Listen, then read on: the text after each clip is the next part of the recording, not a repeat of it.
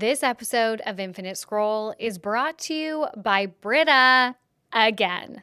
That's right, one of our favorite partners is back supporting both the podcast and our hydration needs in 2026. And we're doing things a little different this time. Online trends like Water Talk and the Emotional Support Water Bottle were a nice introduction to staying hydrated, but this year we're getting serious about our hydration goals. With Brita's water filter jugs, we're ditching single-use plastic bottles and enjoying pure, fresh-tasting filtered water straight from any tap. Brita helps us keep our hydration goals on point this year by making drinking water feel like an easy daily win instead of a chore. Thank you to Brita for supporting the podcast, keeping us hydrated, and helping us make 2026 our best year yet. This is an analog bag. TikTok creator Cease Campbell says, pulling an overstuffed tote into frame. Like a classic what's in my bag style video, Cease walks the viewers through the contents. Instead of the purse essentials, inside are crossword puzzles, an unfinished knitting project, and a watercolor set. The items are all intended to keep Cease offline, or as TikTok now calls it, analog. Following her post, the concept of the analog bag quickly took off, with thousands of people sharing their own versions on TikTok. Users included items like notebooks, coloring books, junk journals, point-and-shoot cameras, all tools to keep you offline, shared very publicly online. Posting the analog bag on TikTok is definitely ironic, but it also speaks to something bigger.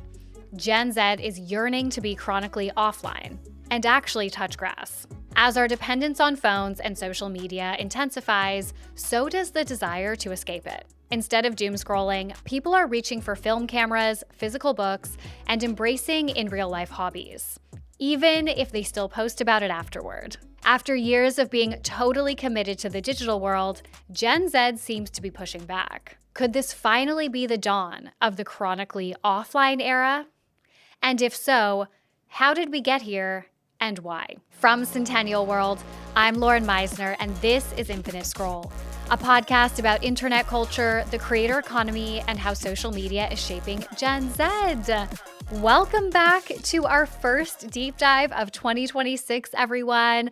Please show some love for BRITA. They are back. They are sponsoring all of our Q1 deep dives. I'm so excited and so grateful. They are honestly one of our favorite brands to partner with. I know you guys love them. They've literally kept us going. I cannot stress that enough. They have kept us going this past year, and I'm so grateful to be entering 2026 with them as a partner again. So as always, please remember to rate, review, and subscribe. Please sign up to our newsletter called Keep Scrolling For. We publish 3 times a month on Fridays. Also, we have a Patreon now for anyone that is not across that. We launched a Patreon in December, and we publish 3 times a month as well on that. Being chronically offline has been positioned as the lifestyle shift for 2026. This conversation has been circulating for a few years now, showing up across multiple interconnected trends. But one word has come to underpin almost all of it in recent months: analog. Scroll through TikTok and you will see creators and commentators discussing the return to analog, or the embrace of an offline lifestyle. Within this discourse, there are a couple of central trends beyond the analog bag. Let's take a look. Arguably, the interest in the offline is perhaps most obvious in the way that many Gen Z users are turning to older technology to replace or at least supplement their phones. The rise of point-and-shoot cameras, whether disposable, film, or digital, is a clear example. Where iPhone photography once dominated social media, Instagram feeds are now filled with crisp, flash images that could have only been taken on a digital camera. Aside from aesthetics, these cameras offer a sense of distance. With all of us heavily reliant on our phones, these cameras provide a way to save memories without the constant attachment and association with social media. They allow IRL moments to be captured without the immediate desire to scroll, share, and upload. As Kyle Chaka writes for The New Yorker, quote, "For many people, iPhone cameras are part and parcel of a broader digital addiction. They are forever at hand, which is convenient but also anxiety-inducing. The same device that lets us document our experiences serves us breaking news alerts and work pings from the office, in addition to beckoning us to turn our photos into content. Similar to the rise in point-and-shoot cameras, we have also seen the renewed interest in the dumb phone, being basic mobile phones that lack so-called smart functions. Think the classic Nokia brick or the iconic bright pink Motorola Razr. Interest in dumb phones has technically existed for years, but it appears it may have peaked in May 2024, according to Google search data. In the lead-up, there was a steady stream of articles capitalizing on the rise of dumb phones among Gen Z. Days also interrogated the connection between dumb phones and self-esteem, particularly among young girls.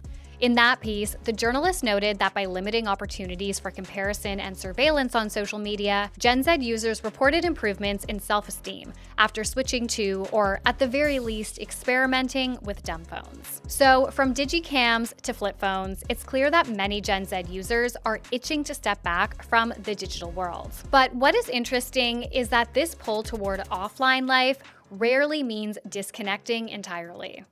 Instead, it's about replacing newer technology with older technology, driven by a renewed obsession with physical media. Ahead of the new year, videos hailing 2026 as, quote, the year of analog and the year of physical media flooded TikTok. In a slew of aesthetic compilations, swipe-through posts, and face-to-camera videos, users shared their favorite books, DVDs, records, old-school magazines, and more. This return to physical media has long been promised to consumers. In 2023, lifestyle magazine Nylon announced it would return to print after going exclusively digital 6 years earlier. The comeback issue was released in April 2024 with a limited print run of 50,000. Locally, here in Australia, we saw a similar phenomenon. In the same year, Elle Australia revived its print edition. We have also witnessed digital-first publishers and brands dabble in print and physical media. Hinge is one such example. In May 2025, the dating app launched the No Ordinary Love campaign. Instead of classic SpawnCon, Hinge published a limited edition hardcover book featuring pieces by 5 different authors, exploring their experiences and love and relationships. Zfeed is another example. Now, we often reference Zfeed, but for those of you who are unfamiliar, it's an independent, feminist, progressive indie media brand based here in Australia and was founded by my friend Crystal Andrews. While a digital-first publisher, Zfeed has also welcomed the print revolution, publishing its first ever print edition in December. All that to say, there has been steady interest in living chronically offline for years. But something seems to have changed. It's clear that Gen Z has yearned for some kind of distance from the internet. But why is this desire peaking now? What is it about 2026 specifically that has accelerated the turn toward analog? As usual, there are multiple factors at play here, and unfortunately, we don't have time to cover all of them. Although there are 2 overarching themes that we wanted to explore in this episode. First is how the digital landscape itself has changed over the past few years, and why those shifts might have actively pushed people to want more distance from the internet. The second speaks to how social media has become aestheticized, and that we are seeing more aesthetics that align with a chronically offline lifestyle. Let's begin with the former. Developments in the digital world have fundamentally changed how we experience the internet, and importantly, how fun it is to be there. Take AI, for example. With OpenAI and Meta releasing apps like Sora and Vibes, respectively, AI-generated content is infiltrating our primary content format, short-form video. This isn't even to mention the amount of AI-generated video that floods mainstream platforms like YouTube, Instagram, and TikTok. In May of last year, the Garbage Day newsletter found that 4 of the top 10 most subscribed to YouTube channels featured AI-generated material. More recent data from video editing company Capwing found that 21 to 33% of YouTube's feed consists of AI-generated slop or brain rot. As AI slop dominates, a fair share of social media users are growing tired of it, for several reasons. But fundamentally, this content limits human-to-human interaction, making the internet an increasingly lonely, boring, and simply unfulfilling place. Emma Maris for The Atlantic argued that the rise of AI slop is what's pushing some of Gen Z offline. Here, she points to the untrustworthy nature of AI-generated content and the difficulty in identifying it. As online information becomes akin to the Wild West, Maris suggests that increasing frequency of distrust and confusion may actually be the quote-unquote cure for our collective internet addiction. Quote, "A real possibility is that people will turn to the real world as a more trustworthy alternative. We've been telling one another to touch grass for years, all while downloading app and website blocking software and lockable phone safes to try to wean ourselves off constant internet use. Maybe the AI slop era will actually help us log off." This is a compelling argument, but perhaps an optimistic one. Something that Maris acknowledges later in the piece. Though many of us are distrustful of generative AI chatbots and their associated content, these tools can make our lives easier, whether we like to admit it or not. As this tech matures, generative AI will be able to assist us in navigating more complex aspects of life. This is likely to make some of us even more dependent on the digital world than we already are. Unfortunately, we have already seen extreme instances of this. There have been multiple reports of ChatGPT users falling in love with the chatbot or turning to it amid mental health strife. While this is definitely not the norm, the vast majority of teens do admit to using AI tools frequently. Data from the Pew Research Center found that roughly 2/3 of teens, 64%, use an AI chatbot, with 31% of teens ages 15 to 17 using chatbots daily. That level of accessibility is what matters here. Casual use today could become reliance tomorrow. Maris acknowledges this in her piece, writing, quote, "The internet's new era may push AI skeptics to spend less time online, while another group ramps up their AI-mediated screen time. That split might have implications for the internet's culture and the culture at large." While AI is making human-generated content increasingly scarce online, the rise of streaming platforms has come to control other forms of content consumption. These days, to watch a show or a movie, we log into Netflix, Amazon Prime, Disney Plus, or the like. We do not own a single piece of content that we watch. This is a far cry from the days of DVDs and videotapes. Here, access has replaced ownership as the default content consumption model. Being at the whims of big tech companies is something that many Gen Zs are accustomed to. But this demographic is also starting to push back. Much of this comes down to Gen Z's spending habits and the trend toward values-driven purchasing. The concept of values-driven purchasing is exactly what it sounds like: prioritizing values when making consumption decisions, even during economic hardship. At its core, it requires consumers to ask who benefits financially and what they implicitly endorse when they spend on a product. Drawing on survey data from Lightspeed Commerce Inc., WWD reported that 96% of Gen Z respondents say that they shop intentionally. It should be noted here that social desirability bias is probably a factor, which is the tendency for participants to answer questions in ways that will be viewed favorably by others. However, there is no denying that 96% is a massive number. Marketers and strategists often view product-based businesses through the lens of values-driven purchasing. But it's also helpful for our sake. The idea of being associated with or relying on a big tech company to consume content is off-putting to Gen Z, even though it has also become the norm. As big tech figures and companies publicize their political affiliations, the values-driven purchasing model can definitely apply to service-based platforms. In fact, we saw this last year, with a slew of TikTok users explaining why they left Spotify, citing reasons like CEO Daniel Ek's investment in AI military equipment and ICE recruitment ads that kept popping up across the platform. For many users, opting out became a form of soft protest. Ultimately, when you buy a physical book, a DVD, or a CD, the values associated with the artist or author feel clearer than grappling with the ethics of a tech conglomerate. With this in mind, it makes sense why people are gravitating back toward physical media and away from its digital counterpart. Interestingly, this heightened moral consciousness may be a byproduct of being chronically online. Now, the term chronically online can mean many things. There is no one unified definition. It may be the Twitter variant, often used to describe someone who is so online that they have lost touch with reality. especially when it comes to politics. As Kate Lindsay put it in 2022 for the Embedded newsletter, quote, "A chronically online person might tweet that advising writers to read books is ableist, or insist Anne Frank had white privilege, or make a list of problematic authors that puts Colleen Hoover next to William Shakespeare." Otherwise, being chronically online might refer to someone who spends a lot of time on social media, invested in all things internet culture and the digital space.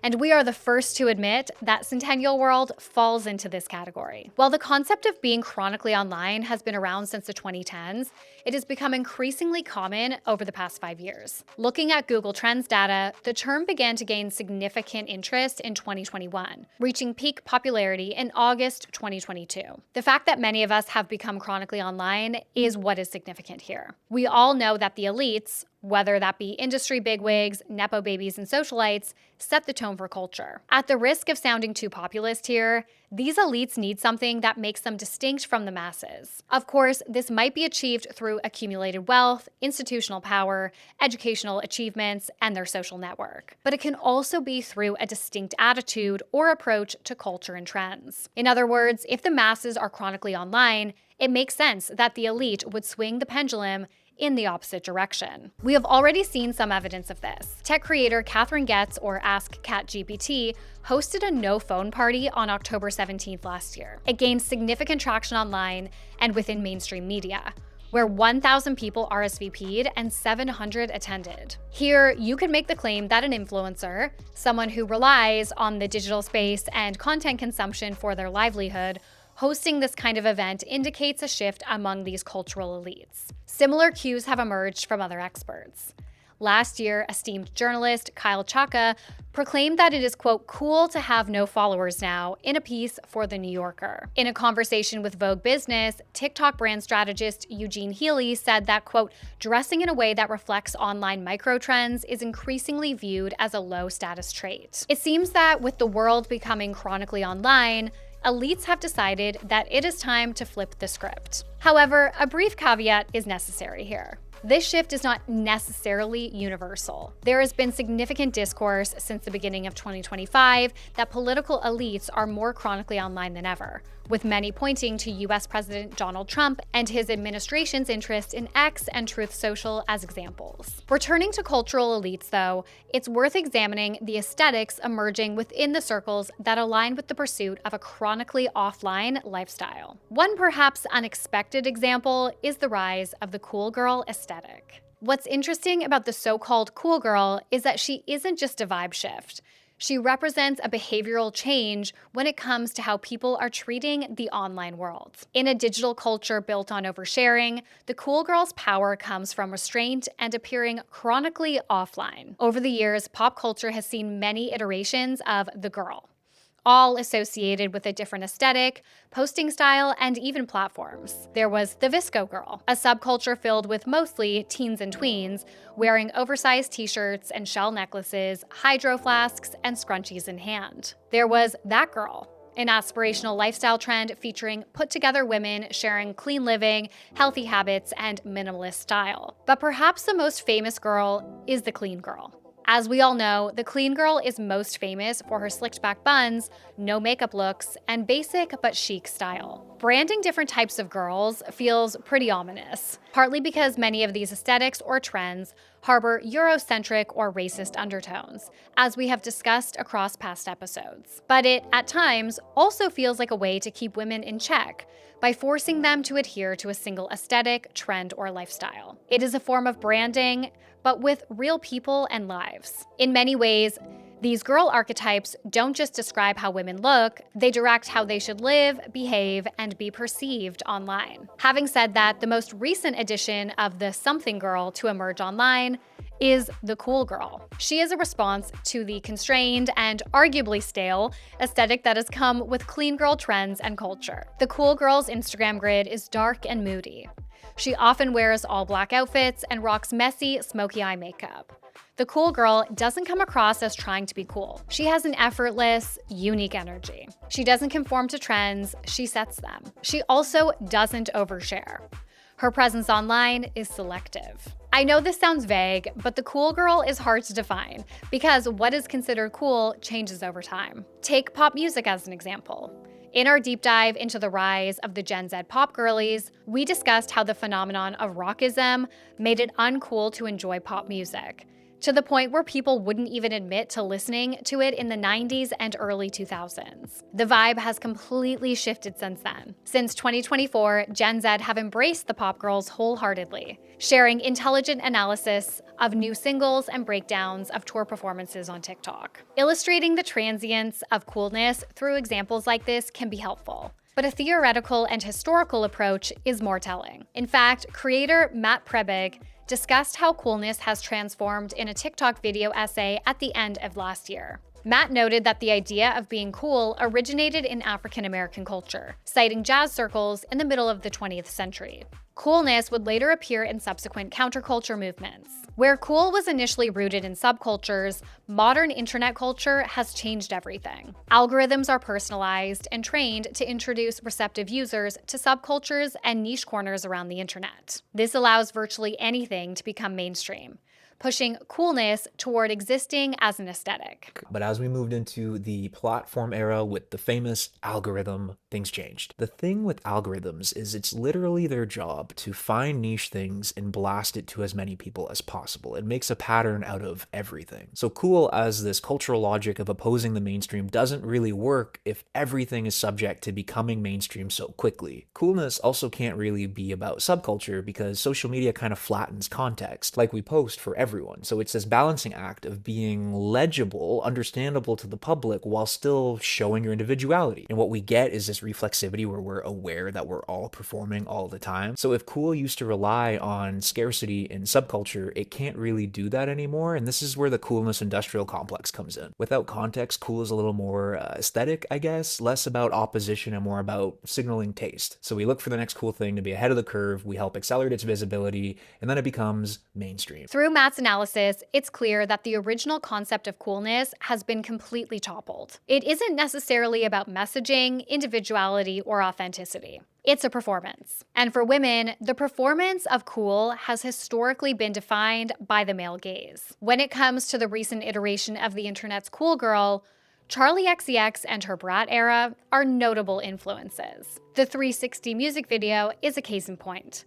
It was stacked with internet it girls and cool girls like Quen Blackwell, Emma Chamberlain, and Rachel Sennett, many of whom Gen Z try to emulate in their fashion, content, and vibe. Charli XCX's rise to mainstream fame shows just how central coolness and being niche have been to her career. She even wrote a piece about it on her Substack last year, titled "The Death of Cool." She explored her own relationship with coolness, writing, quote, "Let me just state that of course I would much rather be considered cool by a select few group of people than known by everyone. And yes, I know it's inherently lame to care about that kind of stuff, but I'm just being honest. My penchant for coolness probably points to my deep-rooted insecurity, or perhaps I'd even go as far as calling it a fear, of being boring." While internet users pretty heavily criticize this piece, Charli does make an interesting comparison here. She positions coolness in opposition to being boring. This helps us understand the internet's modern cool girl and how it relates to moving offline. A common theme among Pinterest and Instagram cool girl is that much of what they post does not show the whole story. It's about creating intrigue, the very opposite of being boring. They may post a zoomed-in outfit detail pic, blurry pictures on a night out, or photos facing away from the camera, not to mention the captions. They're rather vague and mysterious. Part of this cool girl vibe is not posting super often or sharing every aspect of your life, leading Gen Z to move away from posting everything they do and actually embrace the chronically offline, or at least pretend to.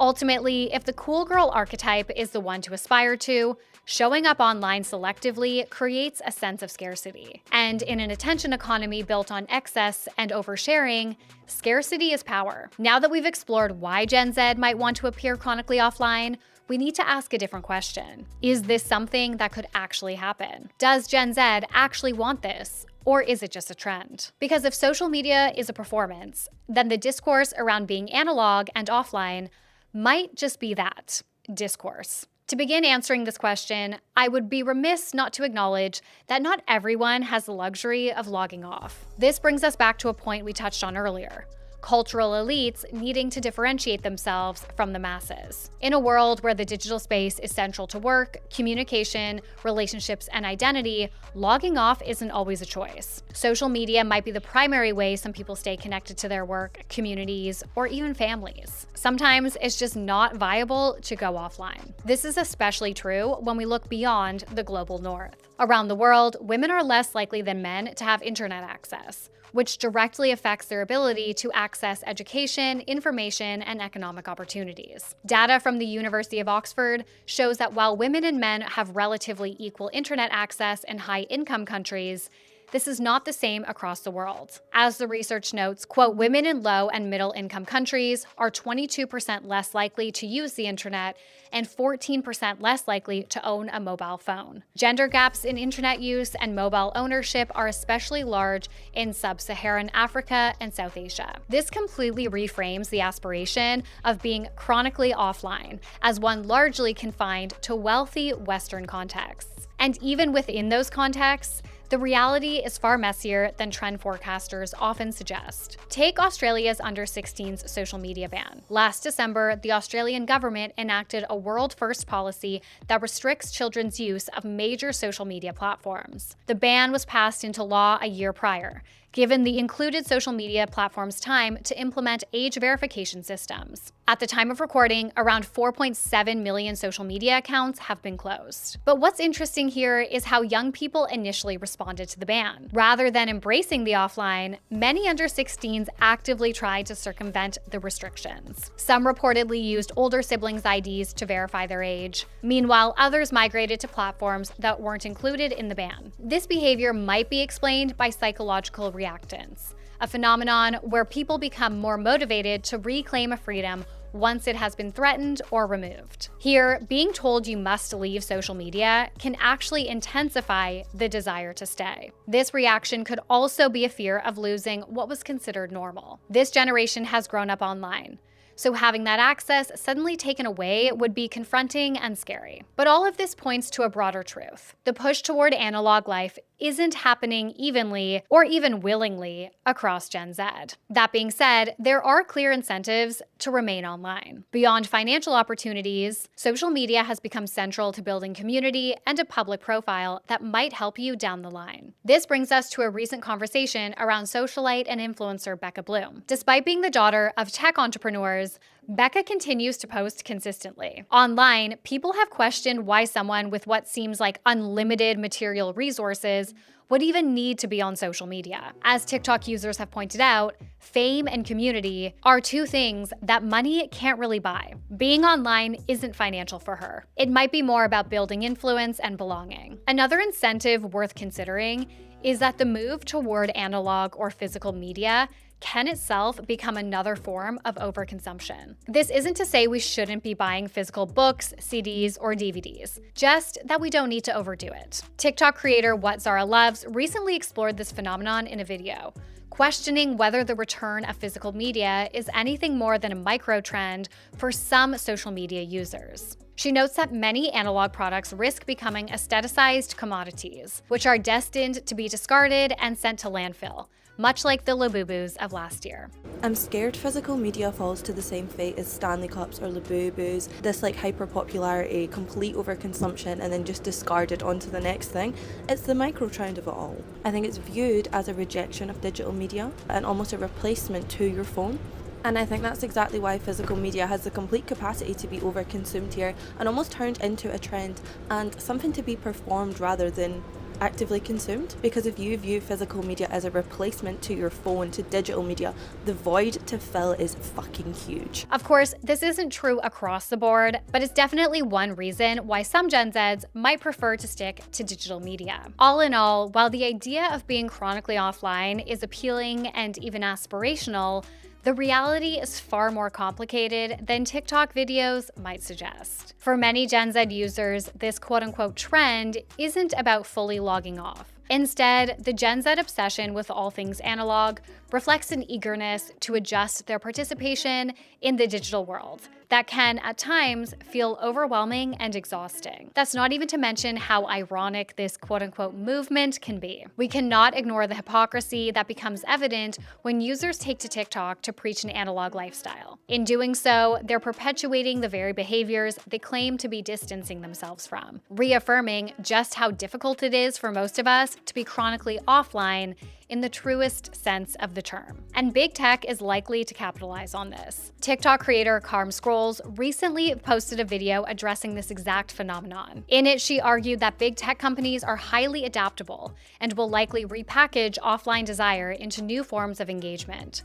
She points to platform features that might focus on meeting people IRL, or apps that emphasize the 5 to 9. Offline activities and hobbies are picking up major speed right now online. And the word that's becoming synonymous with this non-digital renaissance is analog. Now, some people are predicting a mass exodus from our phones, but I'm more skeptical, and tech companies are savvy. So I see them adapting to this behavioral shift in new ways, and challenging the anti-social media that Meta and whatever this is appear to be embracing. My sense is, the next wave of social media-esque apps to emerge and thrive will zero in on your 5 to 9, and aim to facilitate in-person connection. The late-stage signals are all there, like TikToks about chaining your phone to the wall or printing out your Instagram feed, ChatGPT's recent no-phone party in LA, the concept of the analog bag, popularized by influencer Cease Campbell, cozy coloring talk, and even the surge in things like Luis Carmen notebooks that are almost $200 USD. And new apps are emerging, like Rodeo from former Hinge COO, that claims to wrangle your non-work calendar, or Albo that helps you actually do the things you save online. While Gen Z may be ready to go offline, it's clear that it remains an uphill battle. Doing so requires more than just individual willpower. It's likely to demand a complete reevaluation of how we communicate and socialize in society. And even then, big tech will not make this easy. Logging off doesn't just mean breaking a technology addiction. It means unraveling ourselves from a system designed to keep us infinitely scrolling. Infinite Scroll is a podcast produced, presented, and co-written by me, Lauren Meisner, for Centennial World. This episode was researched and co-written by Annabelle Ben-David. Thank you so much for listening. I love you guys, and I will talk to you guys next week. Bye. Centennial World Podcast Network operates on Gadigal land. We would like to acknowledge the Gadigal of the Eora Nation, the traditional custodians of this land, and pay our respects to elders both past and present.